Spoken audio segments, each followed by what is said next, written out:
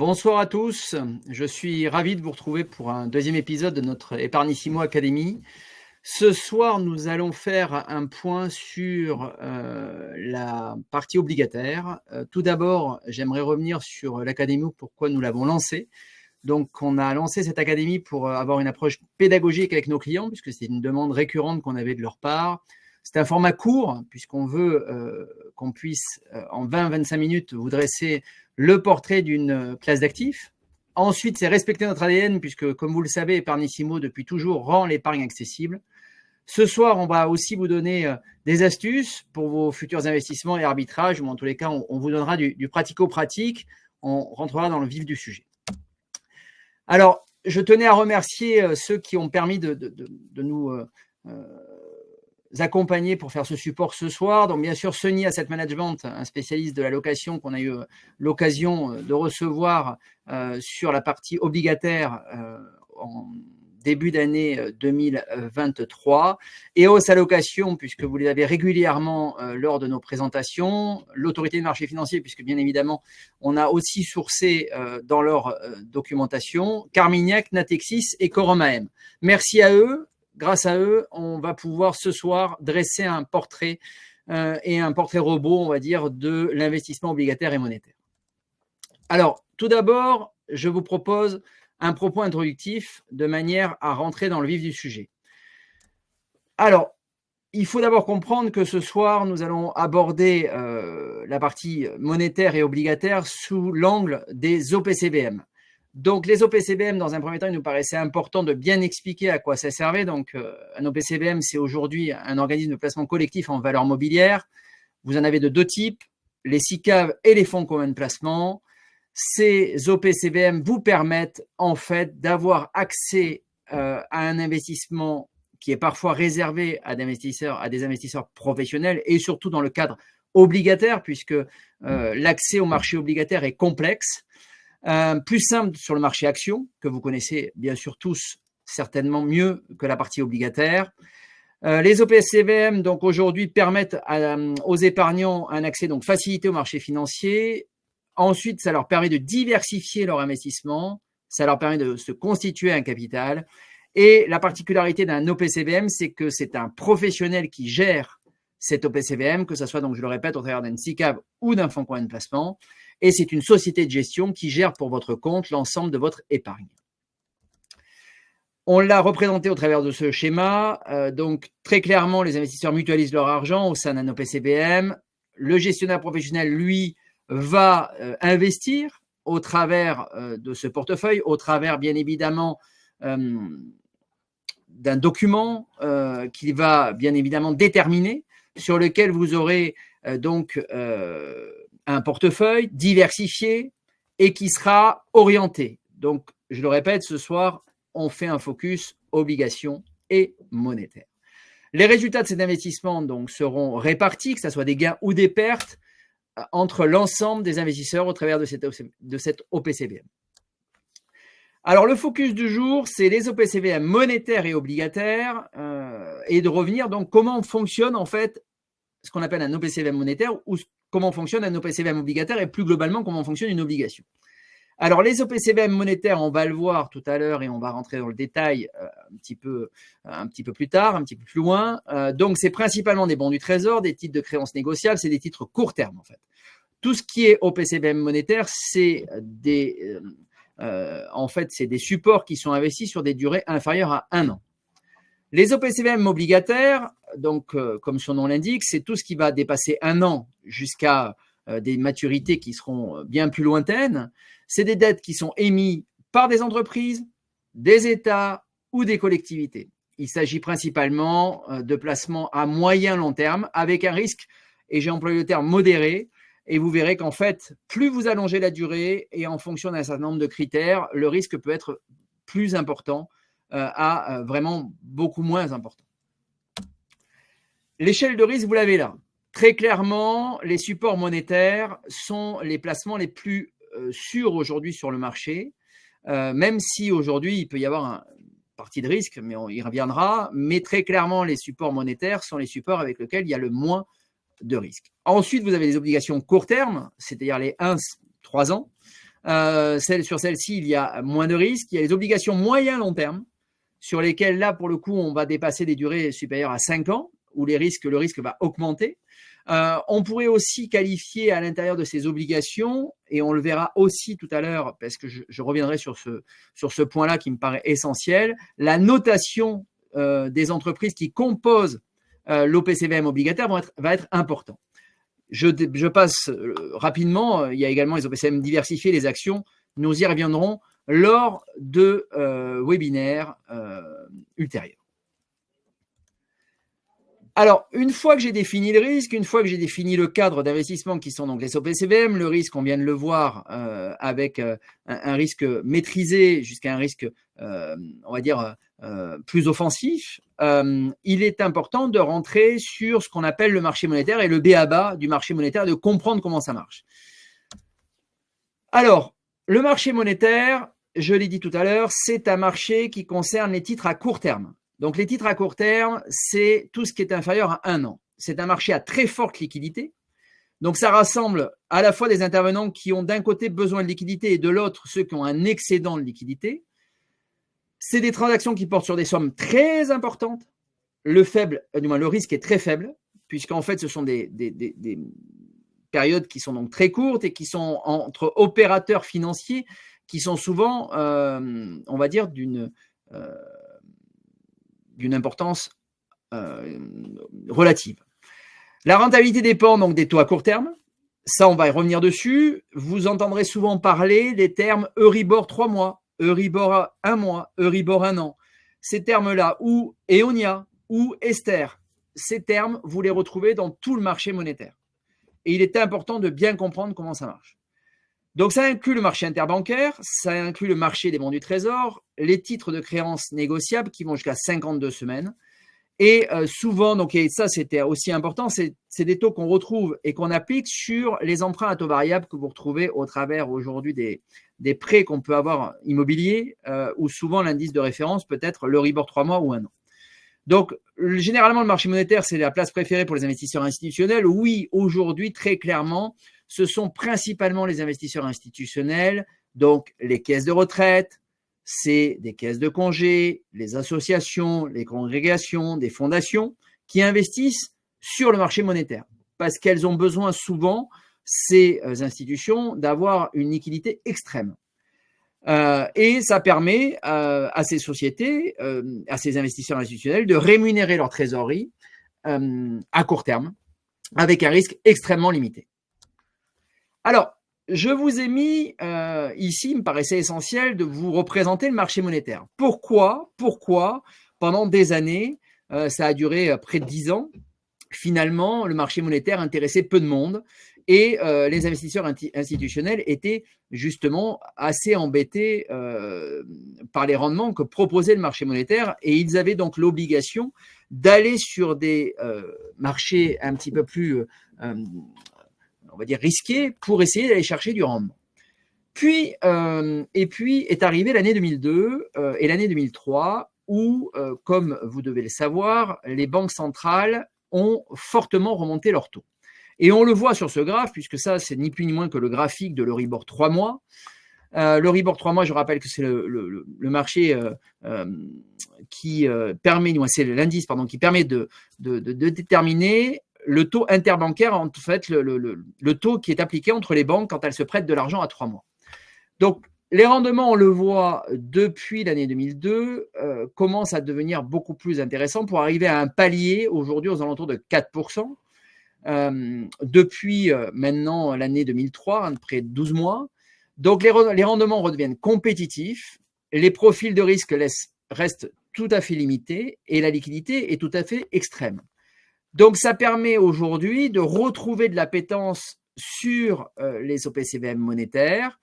Et aujourd'hui, très clairement, les OPCVM monétaires redeviennent compétitifs comparés au fonds euro, même si le fonds euro aujourd'hui, vous l'avez vu lors de notre dernière explication, les assureurs offrent des bonus de rendement. C'est justement pour offrir plus de rendement aux assurés que des OPCVM monétaires. Maintenant, rentrons dans le vif du sujet des obligations. Les obligations, c'est quelque chose qui me permet d'être assez explicite et finalement d'être assez clair. Donc, l'obligation, c'est un contrat. C'est un contrat qui vous permet d'avoir, en amont de votre investissement, finalement, l'ensemble des conditions dans lesquelles vous allez investir. Vous avez une durée, une maturité qui est définie, et le taux de rémunération est connu finalement dès le démarrage, puisqu'on connaît ce qu'on appelle le coupon dès le démarrage. Donc, bien évidemment, cette rémunération, elle est connue, hors risque de défaut, nous le verrons après, puisqu'en fonction de la notation de l'émetteur, vous allez avoir un potentiel risque de défaut qui peut arriver. Donc, l'obligation, ça dessine donc un emprunt qui est donc émis par un État, une institution financière, une collectivité locale ou une entreprise, et qui va être proposé sur le marché à des investisseurs. Le détenteur donc de l'obligation devient créancier de l'institution qui a émis l'obligation. Ce prêt ou cet emprunt vous permet de toucher des intérêts. Donc, le taux d'intérêt, lui, est connu à l'avance par l'investisseur, comme la durée de l'emprunt et la date des versements d'intérêts, comme je le disais plus haut. Le versement des intérêts n'est pas déterminé par la situation financière de l'émetteur. On est très clair qu'aujourd'hui, le versement de l'intérêt n'est pas déterminé par la situation de l'émetteur. A contrario, le niveau du taux d'intérêt proposé va être dépendant de la situation financière de l'émetteur. On le verra juste après. Contrairement donc au versement de dividendes, dans le cas des actions, puisque si une entreprise demain ne va pas bien, ne fait pas de résultat net positif dans le cadre d'une action, alors on va se retrouver avec potentiellement un dividende réduit à zéro, contrairement à une obligation où ce n'est pas possible. Alors, les deux grandes familles d'obligations, je voulais y revenir dessus, on voulait vous faire un point sur ces deux familles. D'un côté, vous avez les obligations d'État et les obligations souveraines, hein, c'est la même chose, on emploie souvent le même terme. Donc, aujourd'hui, oui, les États, alors j'ai marqué peuvent émettre, mais en fait, les États émettent des obligations tout au long de l'année. Vous l'avez et vous l'entendez certainement au travers de l'État français. Aujourd'hui, les États donc émettent des obligations. On appelle ça donc des OAT en France, on appelle ça le Bund en Allemagne, c'est souvent un taux de référence, les Gilts au Royaume-Uni ou les Treasury Bonds aux États-Unis. Je vous ai mis les grands termes, il en existe d'autres, mais ça vous permet d'avoir sur plusieurs marchés la terminologie de ce qu'on appelle une obligation d'État en fonction du pays. Les obligations souveraines, bien évidemment, sont considérées comme des placements très peu risqués, puisque en fait, en face, vous avez des États. Quand on parle des États-Unis, quand on parle de la France ou de l'Allemagne, on essaye de se faire peur, mais en fait, très clairement, sur des obligations souveraines de ces pays-là, il y a très peu de risques. A contrario, il faut quand même faire attention parce que ce n'est pas vrai partout sur le globe et dans le monde. Sur les pays, par exemple, émergents, dits émergents, par exemple type Venezuela, l'Argentine a par exemple eu un défaut de paiement dans les années 2000. Donc, très clairement, les pays émergents aujourd'hui peuvent rencontrer des difficultés économiques et entraîner donc un risque de défaut. Donc, à contrario des obligations souveraines des pays comme la France, l'Allemagne, le Royaume-Uni ou les États-Unis, bien évidemment, le taux que vous aurez en termes de proposition, le taux de rendement ou en tous les cas le taux d'emprunt sera plus élevé, plus le pays est dégradé. Deuxième catégorie, les obligations d'entreprise ou corporate bonds. Là, très clairement, c'est des entreprises qui aujourd'hui vont avoir la possibilité d'émettre des obligations parce que c'est pour elles une source de financement. C'est une source de financement, soit à court terme, soit à moyen long terme. Et pour l'entreprise, c'est une alternative à l'émission d'actions. Souvent, on me dit, mais pourquoi aujourd'hui une entreprise émet-elle des obligations ? Eh bien, parce qu'en fait, aujourd'hui, quand une entreprise a besoin de financement, soit elle va passer par l'émission d'obligations et à ce moment-là, elle va contracter un emprunt vis-à-vis du marché et vis-à-vis des porteurs qui auront l'obligation, soit elle va faire une augmentation de capital et elle va mettre des actions en circulation de manière à pouvoir avoir une source de financement. Donc, ces obligations offrent un potentiel de rendement plus élevé que les obligations d'État, ça vous l'avez compris, puisque pour le coup, les entreprises normalement ont moins, ou en tout cas ont un risque plus important de défaut et de risque de non-paiement. Et là aussi, c'est pareil, dans les entreprises, vous allez avoir des risques qui sont plus ou moins grands en fonction de la signature de l'entreprise. Bien évidemment, les entreprises proches des entreprises d'État vont avoir moins de risques que celles qui ne sont pas des entreprises, qui sont des entreprises purement privées, au capital purement privé. Donc, plus l'entreprise est fragile, plus le rendement qui sera proposé à l'investisseur sera important. Alors, on voulait également vous faire un focus sur la différence entre actions et obligations. Alors, si je reviens sur les actions, et d'ailleurs, j'aurai l'occasion d'y revenir lors d'un prochain webinaire, d'une prochaine académie, de la prochaine épisode. Donc, une action, c'est quoi? C'est un titre de propriété, parce qu'un actionnaire, il devient donc, à ce moment précis, quand il possède une action, il devient propriétaire d'une partie de l'entreprise. L'actionnaire, dans le coup, il peut percevoir un dividende, plus ou moins aléatoire, vous l'avez vu tout à l'heure, je vous l'ai expliqué. Il peut voter lors des assemblées générales, il peut être élu administrateur de l'entreprise, il peut contrôler la gestion de l'entreprise, tout en partie. Ça, c'est ce que peut faire l'actionnaire. Et le point qui va être très attentif, sur lequel il faut être très attentif, c'est les perspectives du résultat de l'entreprise, puisqu'en fait, plus l'entreprise va avoir des résultats intéressants et importants, et plus le dividende peut être potentiellement élevé. Mais, je le répète, le dividende est aléatoire, comme la valeur de l'entreprise peut être bien sûr aléatoire. A contrario, une obligation, c'est un emprunt, donc c'est une obligation, une dette contractée sur une durée donnée avec, en échange d'une rémunération. Donc, c'est un contrat, hein, qu'on soit bien d'accord. Un contrat, ça reste un contrat. Le contrat est entre deux ou plusieurs parties, mais là, en l'occurrence, deux parties. Celui qui va prêter l'argent et celui qui va emprunter l'argent. Et là, pour le coup, on va définir l'ensemble des éléments du contrat. La spécificité, c'est que le créancier peut percevoir donc un revenu fixe et régulier. Il est prioritaire en cas de faillite sur l'actionnaire, oui. Alors, il ne sera pas au même niveau que d'autres créanciers privilégiés, mais en l'occurrence, un créancier obligataire aura plus de droits qu'un actionnaire. Il peut récupérer son capital sauf en cas de faillite. Et même en cas de faillite, il peut peut-être récupérer une petite partie du capital qu'il a mis. Le point essentiel dans le cadre d'une obligation, ça sera de regarder la solvabilité, bien sûr, de l'emprunteur, parce que si vous prêtez de l'argent à quelqu'un qui n'est pas capable de vous rembourser dans le contrat qui est défini à l'origine, bien évidemment, c'est compliqué. Et la rémunération qu'il offre par rapport à son profil de risque, c'est-à-dire que concrètement, là, c'est pareil, il faut vérifier qui vous prête, à qui vous prêtez plutôt, puisque là, dans le cas présent, c'est vous qui allez prêter, et en face de à qui vous prêtez, quelle est la rémunération qu'on vous donne et quel est le risque que vous allez avoir. Alors, je voulais revenir sur justement l'échelle de notation parce que vous avez très certainement, en tous les cas, ces échelles-là sont fortement connues depuis la crise des États. On l'a vu au travers la crise grecque, la crise des États et la crise financière de 2008. Autant avant 2008, ces notations, elles n'étaient pas connues du grand public et aujourd'hui, elles le sont de plus en plus. Donc, aujourd'hui, on a d'un côté les notations les plus fortes qui sont AAA, vous les avez à droite du schéma.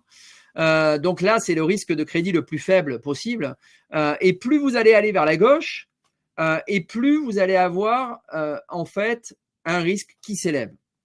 Donc aujourd'hui, très clairement, on va avoir ce qu'on appelle donc des entreprises, donc les États sur lesquels vous allez avoir donc très régulièrement une notation qui peut être AAA, mais vous avez des pays bien évidemment qui n'ont pas cette notation-là. Et puis vous avez des entreprises qui vont aussi avoir des notations qui peuvent être importantes, ce qu'on va appeler dans le jargon obligataire investment grade ou IG. Qui permettent de déterminer donc un risque qui va être, on va dire, mesuré ou modéré.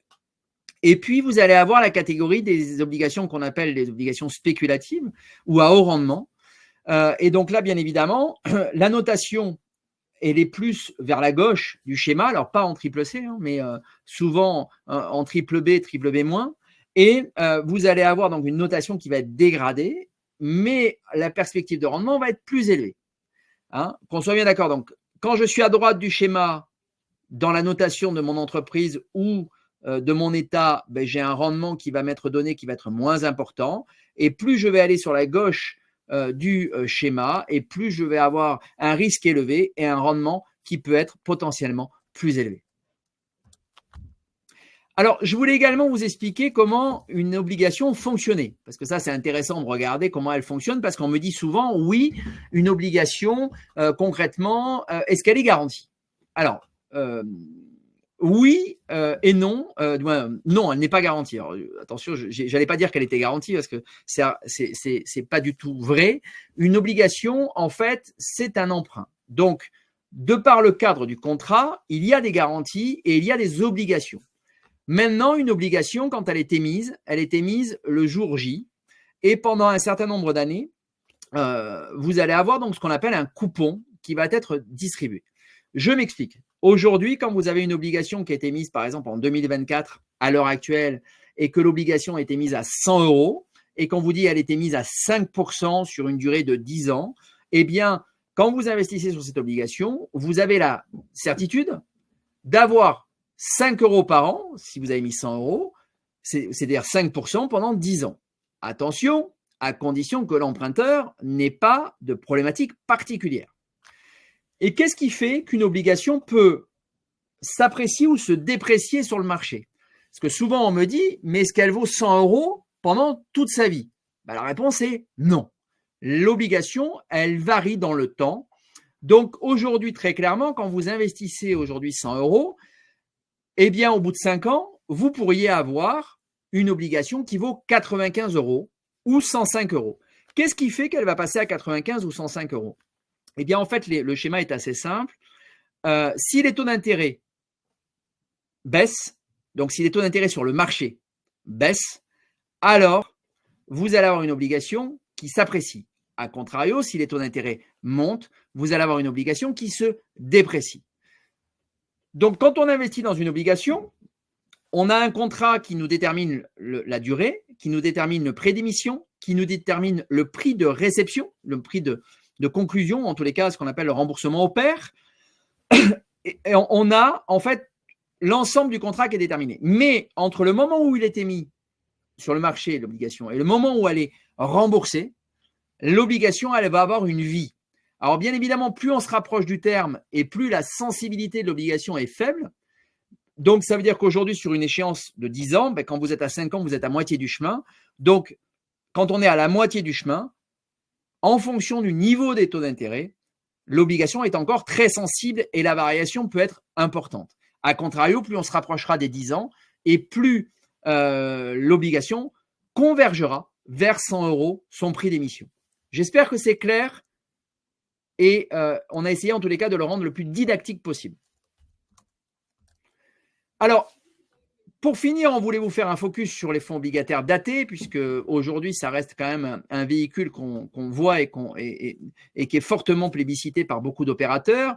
Alors, le fonds obligataire daté, ce n'est pas une martingale, hein, loin de là, mais c'est en fait un outil qui vous permet d'avoir une certaine visibilité sur votre investissement. Donc, petit 1, c'est un portefeuille d'obligations avec des échéances qui sont souvent différentes. Donc, bien évidemment, vous retrouvez des échéances 2026, 2027, 2028, 2029, 2030 aujourd'hui sur le marché.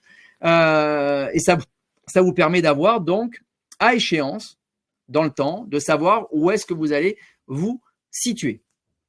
On les appelle les fonds de portage, les fonds buy-and.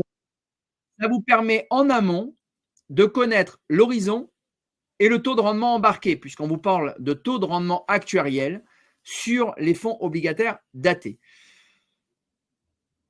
Et on les retrouve d'ailleurs aussi sur les fonds de gestion active, ce type d'information, mais sur les fonds obligataires datés, là où vous avez une certaine garantie, c'est que ce fonds va avoir normalement un terme qui va être déterminé dès le moment où vous signez. Donc, aujourd'hui, les obligations, quand vous investissez dans un fonds obligataire 2027, c'est que l'ensemble des obligations à l'intérieur du fonds ont une échéance aux alentours de 2027. Et ça vous permet de cette façon de connaître à l'avance, finalement, le taux d'intérêt que vous allez percevoir hors taux de défaut.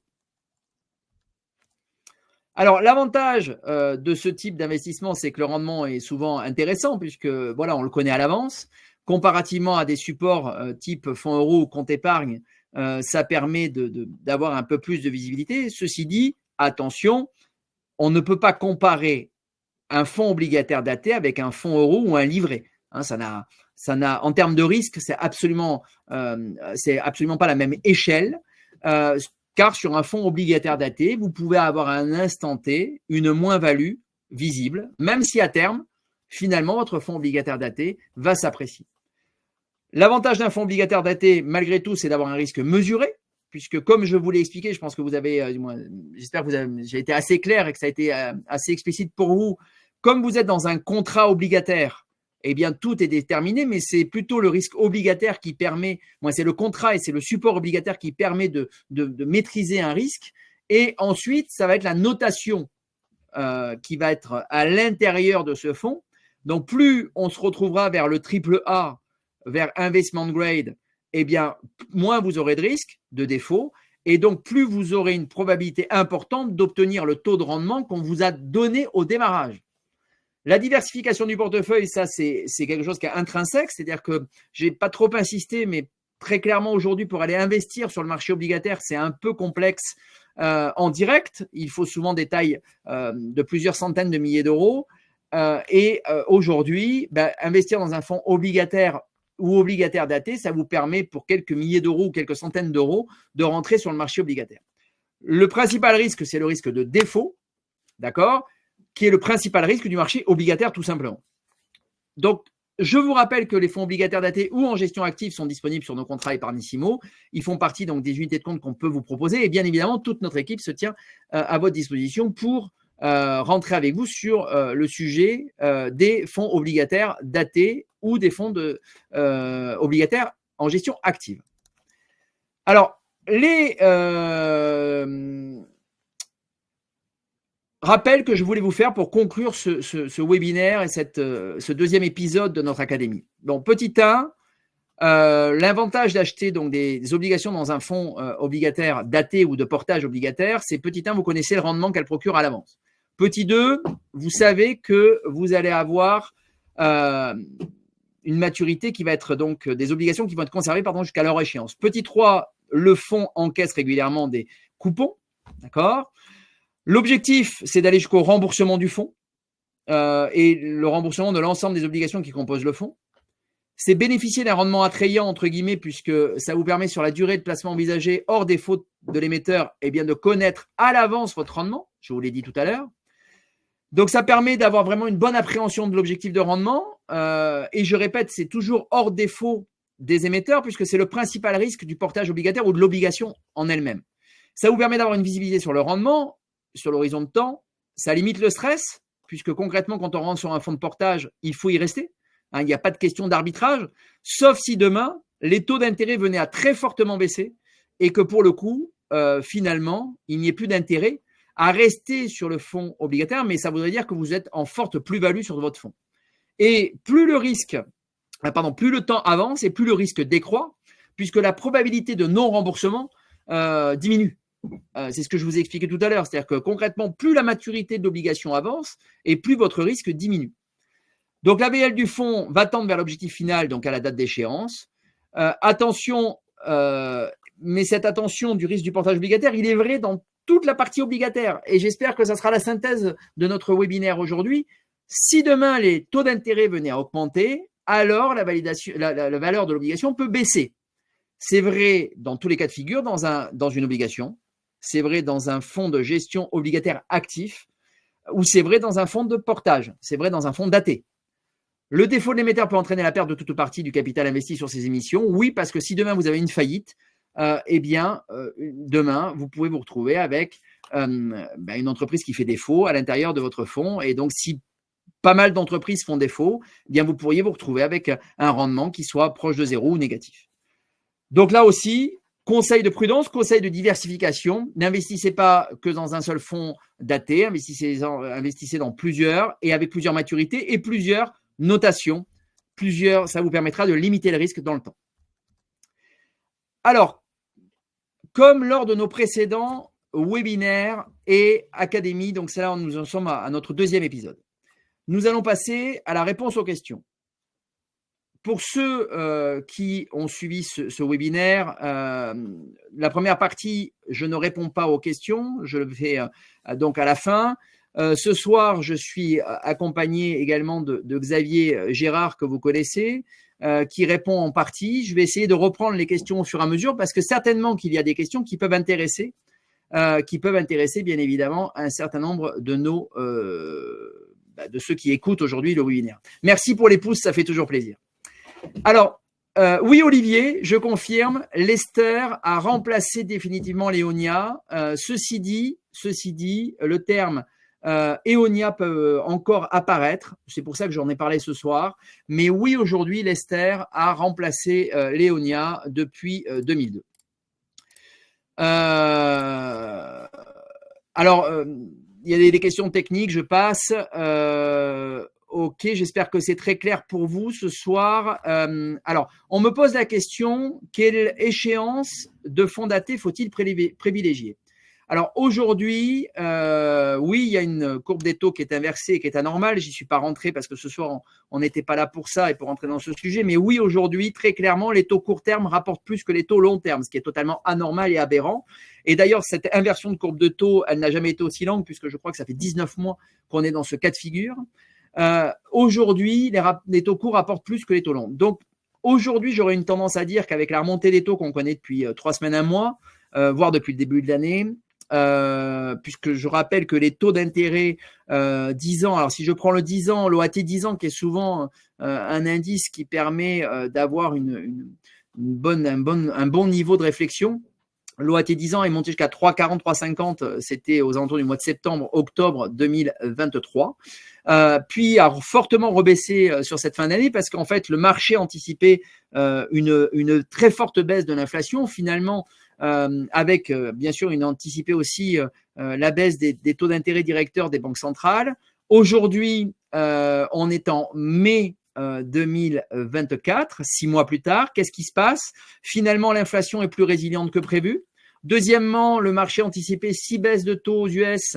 Il y a à peu près la même chose sur la Banque centrale européenne. Finalement, on se dit que la Banque centrale européenne va peut-être baisser ses taux en juin, normalement, mais qu'il peut y avoir certainement 1 ou 2 baisses de taux avant la fin de l'année, voire 3, mais c'est le grand max. Et sur la partie Fed, pour le coup, aujourd'hui, le marché se dit finalement, est-ce que la Fed va baisser ses taux en 2024? Peut-être une baisse de taux, mais on n'en est vraiment pas sûr. Donc, dans le coup, aujourd'hui, les taux d'intérêt remontent et il y a une tension sur le marché obligataire. Donc, aujourd'hui, si vous devez choisir pour moi des fonds de portage, augmentez la maturité, prenez un peu plus de duration.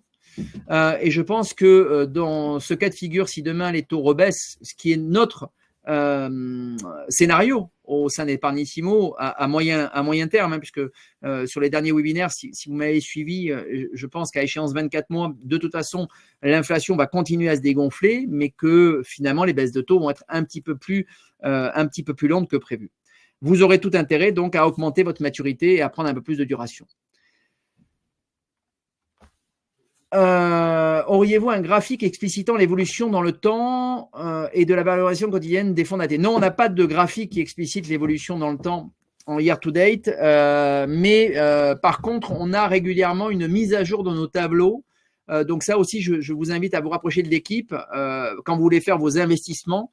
Je vous invite à vous rapprocher de l'équipe pour qu'on puisse vous donner les rendements actualisés, puisque sur les fonds datés, les rendements actualisés varient tous les mois, voire tous les jours, mais on a à peu près une fois par mois l'ensemble de tous les fonds datés qui nous permettent de savoir les taux de rendement embarqués finalement. Donc oui, il faut, je confirme Olivier, il faut pour le coup privilégier les durations plus longues actuellement.